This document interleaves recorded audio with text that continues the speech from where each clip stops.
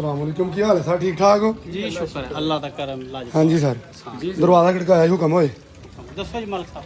की दसी हुक्म होए मैं किस तरह दरवाजा बंद कर फिर नहीं ना बंद कर क्यों चला मतलब यार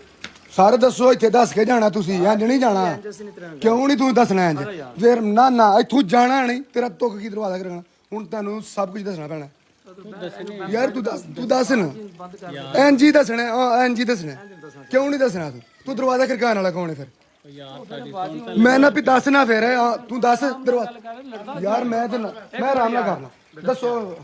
बेटा साढ़ा तले के वेलफेयर ना हाँ जी बिल्कुल इस तरह ठीक है मैं बंद नहीं करनी वीडियो नहीं बंद होनी चोरी साहब दसो गल करनी ना प्यार नाल मैं प्यार ना मैं देखो ना मैं ਤੁਹਾਡੇ ਨਾਲ ਪਿਆਰ ਨਾਲ ਗੱਲ ਕਰ बस फिर तेरी मर्जी ਨਹੀਂ ਮੈਂ ਤੁਹਾਡੀ ਮਦਦ ਵੀ ਕਰਾਂਗਾ ਅਲਹਮਦੁਲਿਲਾ ਕਰਾਂਗਾ ਦੱਸੋ ਕੀ पहले इन तो बंद कर ਮੈਂ ਕਿਉਂ ਬੰਦ ਕਰ ਮੈਂ ਭਾਵੇਂ ਨਹੀਂ ਮੀਡੀਆ ਵਾਲਾ ਸਾਨੂੰ ਲੱਖਾਂ ਲੋਕ ਮਿਲਦੇ ਨੇ ਕੋਈ ਗੱਲ ਨਹੀਂ ਮਿਲਦੇ ਤੁਸੀਂ ਦੱਸੋ ਕੋਈ ਗੱਲ ਨਹੀਂ ਮੈਂ ਨਾ ਵੀ ਕੀ ਹੋਣ ਲੱਗਾ ਤੁਹਾਨੂੰ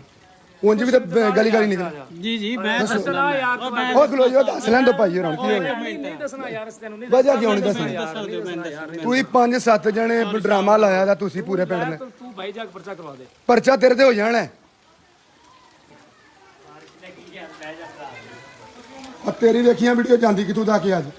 ਸੀਸੀਟੀ ਤੈਨੂੰ ਹੀ ਚੁੱਕੇਗੀ ਸਭ ਤੋਂ ਪਹਿਲਾਂ